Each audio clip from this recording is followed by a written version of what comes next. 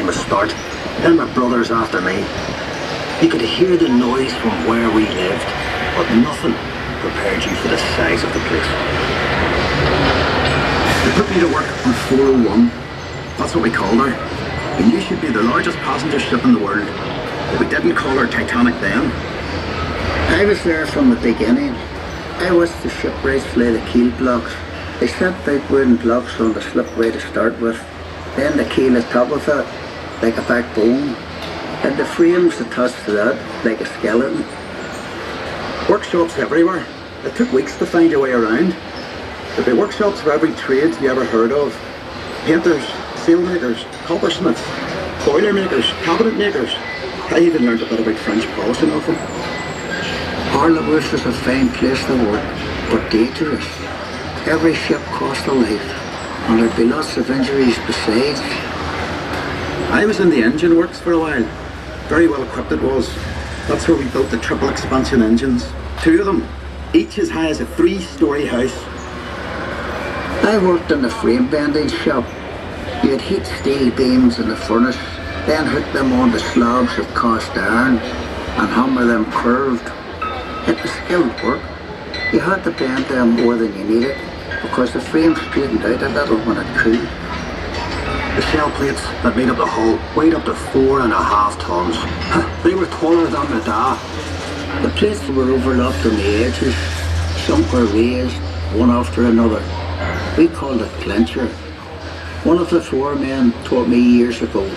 That's how you built steel ships.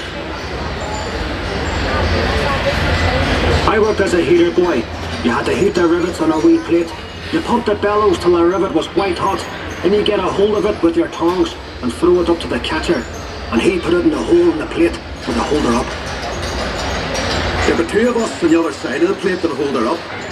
We had to hammer the rivet so it filled the hole before it turned dull red. The double bottom. That's a wee space we called the tanks, made up of steel plates. The rest of the rivet squad all had to fit into that gap.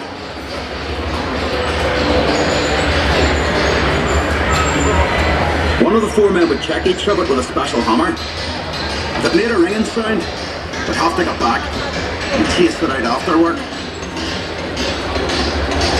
I'd get scared working down in that double bottom. You only had candles for light. And the constant hammering against the shell plates. You could hear it all over Belfast. Some of those boys ended up stone deaf, so they did. We were paid 31 bob a week. The heater boy and catcher got 16 bob, but we all worked the same 54 hours. The upper deck was steel too, and part of the strength of the ship. There's no straight lines in a ship, and when you look down the lower deck, you can see the shear of the hull, the stopped her reflection at sea. The stern frame had to be strong enough to take the rudder turning in heavy seas. You'd have all these timbers and guy wires to steady the frame, and men scurrying around like ants underneath. When we came to launch day, I was torn between pride and fear. The standing ways were coated in tallow, train oil and soft soap, so the ship would slide when they shifted her weight off the blocks. That was the most dangerous part, when the shipwrights were knocking away the last props.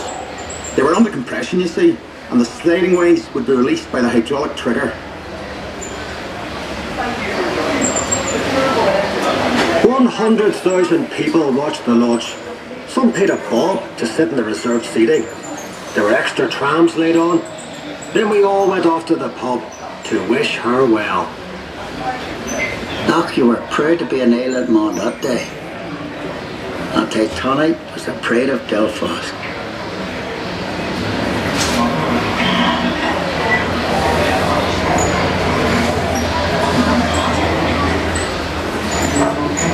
Thank you for joining us.